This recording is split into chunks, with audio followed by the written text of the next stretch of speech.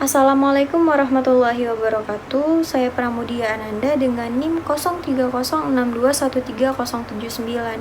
Video ini dibuat untuk memenuhi tugas mata kuliah Administrasi Pendidikan yang diampu oleh Bapak Rusdi Ansori Harahap MPD.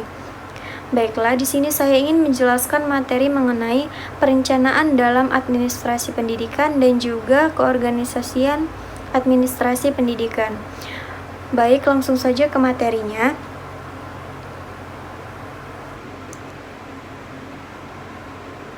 Jadi, perencanaan ini merupakan salah satu syarat mutlak bagi setiap kegiatan administrasi. Perencanaan pendidikan merupakan suatu hal yang kompleks, sistematis, dengan menerapkan beberapa prinsip di dalamnya yang bertujuan untuk mengembangkan suatu pendidikan atau mencapai suatu tujuan. Konsep perencanaan telah ada sejak zaman kuno, mulai dari kota Athena, kemudian berkembang di beberapa negara lainnya. Dalam perencanaan pendidikan memiliki beberapa karakteristik seperti intelektual yang berkesinambungan, masalah, lalu kebutuhan, situasi, menyusun kebijaksanaan, dan menggariskan strategi pendidikan dan lain-lain. Nah, sedangkan prinsipnya ini terdiri dari interdisipliner, lalu objektif, fleksibel, komprehensif, dan lain-lain sebagainya. Perencanaan pendidikan ini memiliki beberapa jenis, di antaranya ada makro, meso, dan juga mikro. Selain itu, terdapat perencanaan jangka pendek dan jangka panjang. Jadi, perencanaan pendidikan ini sangatlah penting dan bermanfaat sebagai pedoman, arahan dalam mencapai suatu tujuan. Perencanaan pendidikan ini disusun dalam beberapa proses atau tahapan. Selain itu, dalam perencanaan pendidikan ini juga mempertimbangkan pendekatan-pendekatan. Nah, pendekatan dalam perencanaan pendidikan ini antara lain adalah pendekatan kebutuhan sosial, ketenaga kerjaan, keefektifan biaya, dan integratif. Nah, selanjutnya materi tentang keorganisasian administrasi pendidikan. Jadi, kalau teman-teman belum pada tahu, organisasi ini diartikan sebagai kumpulan orang dengan sistem kerjasama untuk mencapai suatu tujuan.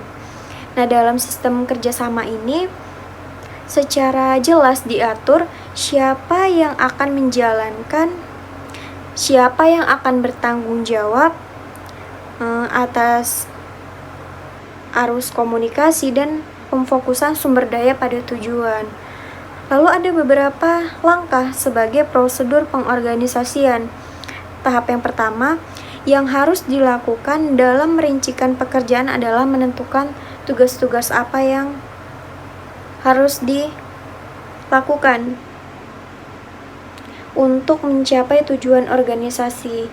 Nah, tahap yang kedua, membagi seluruh beban kerja kepada kegiatan-kegiatan yang dapat dilaksanakan oleh perorangan atau per kelompok. Tahap ketiga, menggabungkan pekerjaan para anggota dengan cara rasional dan efisien.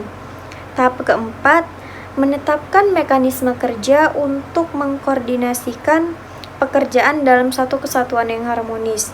Nah, tahap yang terakhir adalah tahap melakukan monitoring dan mengambil langkah-langkah penyesuaian untuk mempertahankan dan meningkatkan efektivitas. Lalu ada beberapa jenis-jenis dari keorganisasian. Yang pertama adalah organisasi formal dan yang kedua adalah organisasi informal. Selanjutnya ada beberapa manfaat juga dari organisasi. Yang pertama, pencapaian tujuan, mampu mengubah kegiatan individu dan kelompok dalam organisasi. Lalu, organisasi ini dapat mempengaruhi karir.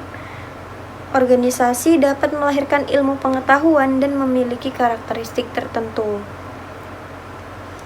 Ada beberapa tujuan pengorganisasian. Yang pertama, membantu koordinasi, memperlancar pengawasan, memaksimalkan manfaat spesialisasi, penghematan biaya, meningkatkan kerukunan hubungan antar manusia, dan sebagainya. Lalu ada juga dinamika organisasi yang harus dikelola secara cerdas dan terstruktur.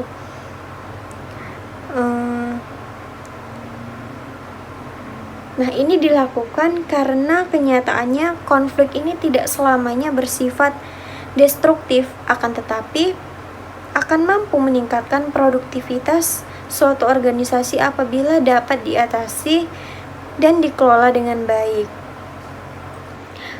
Baiklah, mungkin sekian yang dapat saya sampaikan. Lebih dan kurangnya saya mohon maaf. Saya akhiri.